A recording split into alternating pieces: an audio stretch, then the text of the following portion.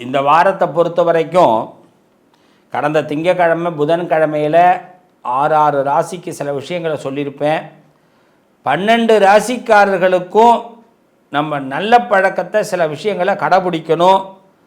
நம்மளும் உலகத்தில் தரம் வாய்ந்தவர்களாக வாழணும், மனம் முதிர்ச்சி அடைந்தவர்களாக வாழணுங்கிறதுக்காக உங்களுக்காக சில விஷயங்களை இப்போ பகிர்ந்துக்க போகிறேன். 12 ராசிக்காரர்களும் இந்த 12 ராசிக்காரர்களும் இதை ரொம்ப உன்னிப்பாக கவனிங்க. அதில் முக்கியமாக இந்த 9 ராசிக்காரர்கள் ரொம்ப கவனமாக கவனிங்க. 12ல் 9 ஏன் எடுத்துக்கிறோம்? நல்லா கவனிங்க. மேஷத்திற்கு 2 இடம், ரிஷபத்திற்கு 2 இடம், மிதுனத்துக்கு 2 இடம். அதே மாதிரி அதாவது மிதுனம்னா எப்படி, மேஷம்னா செவ்வாய்க்கு 2 வீடு, மேஷம் விருச்சகம் செவ்வாயோடைய வீடு. ரிஷபம் சுக்கிரன், துலாம் சுக்கிரன் 2 வீடு. மிதுனம் கன்னி புதனுடைய வீடு 2 வீடு. அதே மாதிரி குருவுக்கு 2 வீடு, மீனம் தனுசு.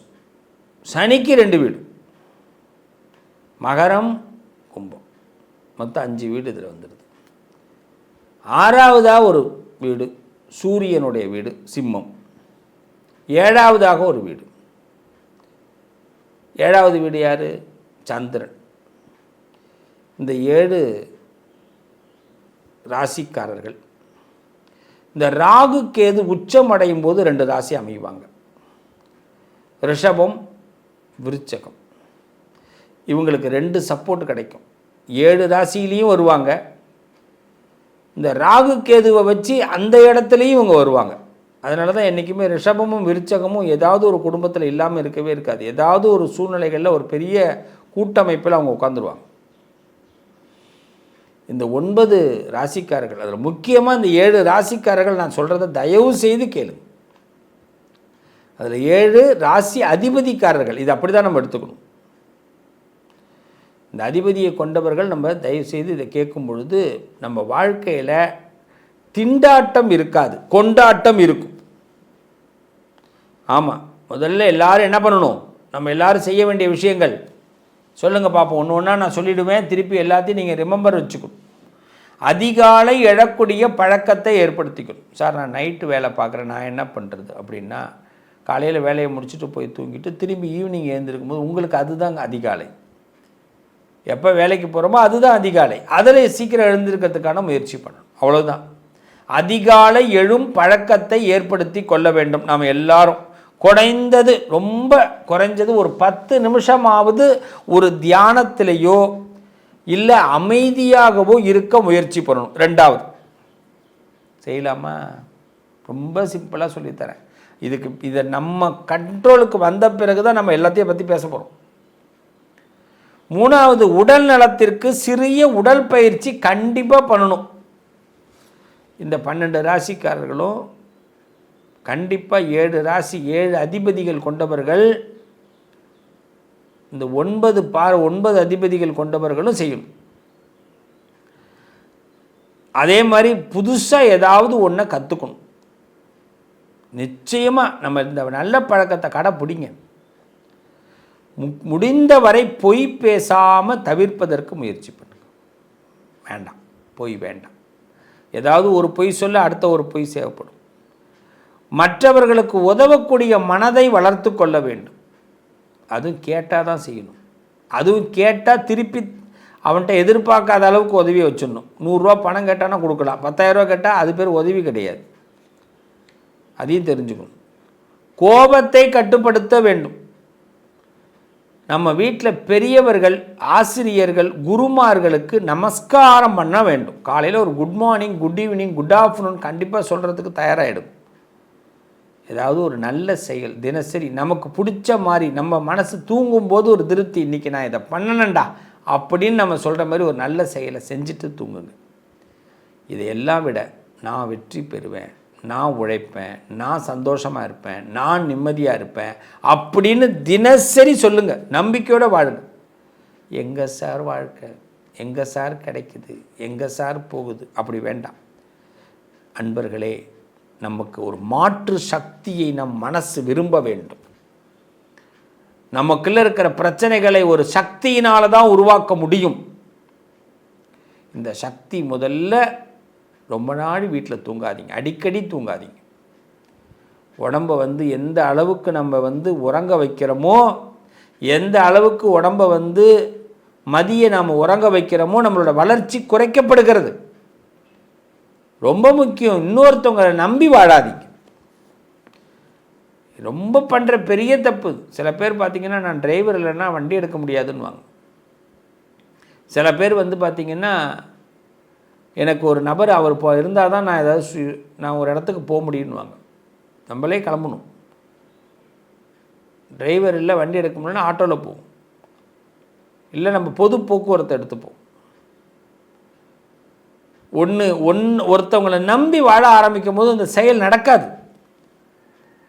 அது ஒரு தடை விழுவும் போது அதை தொடர்ந்து ஒரு 5 தடை விழும். அதனால் மனசு ரொம்ப தெளிவாக, அதுமாரி பெரியவர்கள் ஆசீர்வாதம் கண்டிப்பாக. உங்கள் ஒர்க்கை தொடர்ந்து செய்யுங்க, எந்த வேலையுமே தொடர்ந்து செய்யுங்க.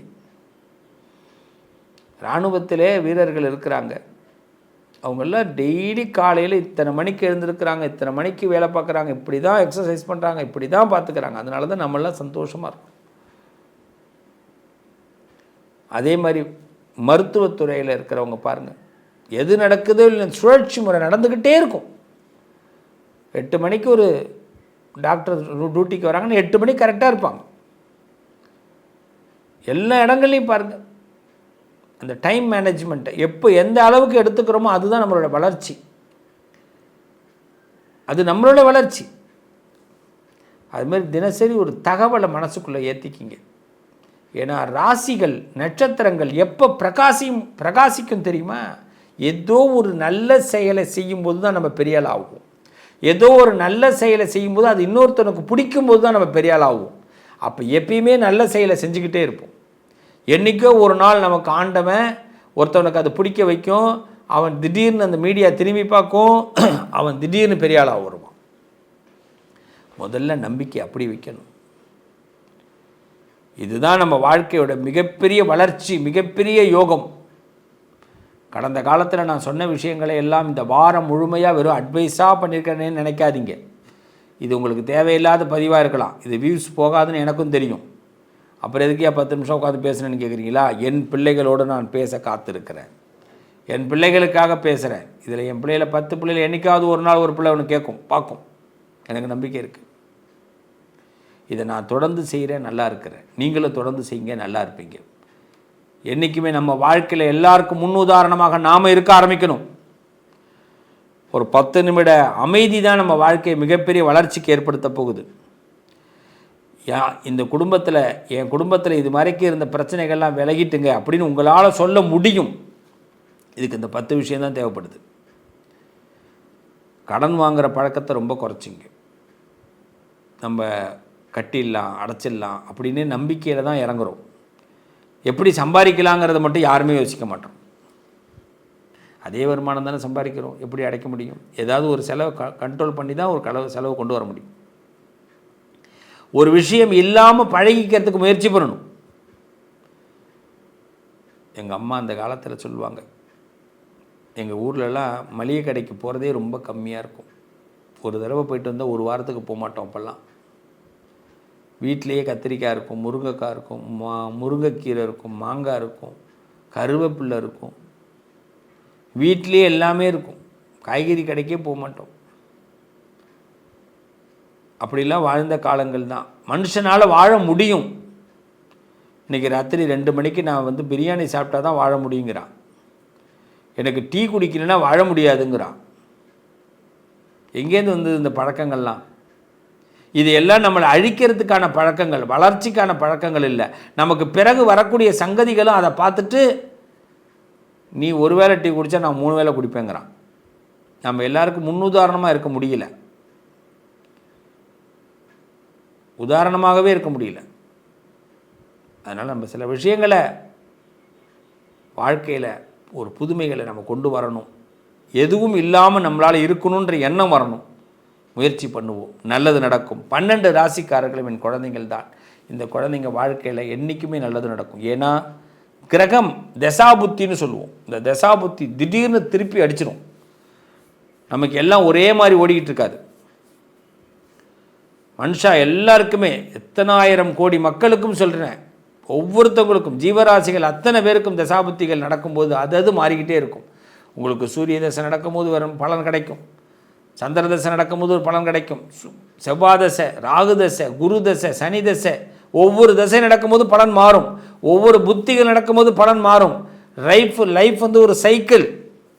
அதை நம்ம முதல்ல புரிஞ்சுக்கணும். எதையும் ஏற்றுக்கொள்ளக்கூடிய மனப்பக்குவத்தை கொண்டு வரணும். எதையும் தாங்கிக் கொள்ளக்கூடிய மனப்பக்குவத்தை கொண்டு வரணும். தசாபுத்தி மாறி இருக்குன்னு தெரிஞ்சுக்கணும். அதெல்லாம் தெரிஞ்சுக்காமல் நான் இப்படி தான் இருப்பேன், நான் இனிமேல் இப்படி தான் செலவு பண்ணுவேன், இப்படி தான் நான் வந்து என்னை கண்ட்ரோல் பண்ணிக்க மாட்டேன்னா அது நம்மளை அழிவுக்கு கொண்டு போகும். அதனால தான் ஜோதிடம் எதுக்கு பார்க்க சொல்கிறான், உனக்கு என்ன தசாபுத்தி நடக்குது பார்த்துக்க தம்பிங்கிறான். உனக்கு என்ன தசாபுத்தி நடக்குதுன்னு பார்த்துக்க சொல்கிறான். கோச்சாரத்தில் என்ன கிரகங்கள் இப்போ இருக்குன்னு எதுக்கு சொல்கிறோம்? இந்த உலகத்தில் இயக்கக்கூடிய பவர் பிளானட்டுக்கு இருக்குது. அந்த பிளானட்டோடைய கதிர்வீச்சுகள் நம்மளை சரியாக இயக்குது. அது எப்படி இயக்குதுன்னு தெரிஞ்சுக்கணும். அம்மா என்ன நினைப்பாங்க, பொண்டாட்டி என்ன நினைக்கும், புருஷன் என்ன நினைப்பாங்க, பிள்ளைங்க என்ன நினைக்கும், அப்படி திங்க் பண்ணுறோமா இல்லையா? நம்ம வீட்டிலே நவகிரகம் இருக்குன்னு இல்லையா? நம்ம வீட்லேயும் நவகிரகம் இருக்கும். எப்படி வந்து சூரியனுக்கு 2 இடம், சந்திரனுக்கு 2 இடம், சூரியனுக்கு 1 இடம், சந்திரனுக்கு 1 இடம், குருவுக்கு 2 இடம், செவ்வாய்க்கு 2 இடம், சனிக்கு 2 இடம், புதனுக்கு 2 இடம், சுக்கிரனுக்கு 2 இடம் சொன்னனே. அம்மாவே 2 பொறுப்படுத்தி வச்சுருப்பாங்க, பொண்டாட்டி 2 பொறுப்படுத்தி வச்சுருப்பாங்க, எல்லாருமே 2 பொறுப்படுத்தி வச்சுருந்தாங்கன்னா என்ன பண்ணுவீங்க? அப்போல்லாம் நம்மளை இயக்குறாங்க தசாபுத்திகள் தான். அப்போ தசாபுத்தி மாறும்போது ஒரு காலகட்டம் மாறுது. நல்ல செல்வாக்காக இருப்பான், பெரிய மனுஷனாக இருப்பான், அப்படியே அடிக்கும் டவுனு, டங்கு டங்கு டங்குன்னு கிழிஞ்சிருவான். அதனால் தசாபுத்தி படி வாழ ஆரம்பிக்கணும். வாழ்க்கையை புரிஞ்சுக்கிங்க, யதார்த்தத்தை புரிஞ்சுக்கிங்க, கடவுள் செய்கிற வித்தைகளை தெரிஞ்சுக்கிங்க, நல்லா இருப்பீங்க, நல்லது நடக்கும். உங்கள் அதிர்ஷ்டத்திற்கான தீர்வு: கல்வி, பதவி, யோகம், தொழில் வளர்ச்சி பெருக. ஜாதகம், வாஸ்து, திருமண பொருத்தம் பார்க்கவும், பிரசன்னம் கேட்கவும். Positive lion doctor Sivasri Manikanda Sivam. தொடர்பு கொள்ள வேண்டிய வாட்ஸ்அப் எண் 7904137178.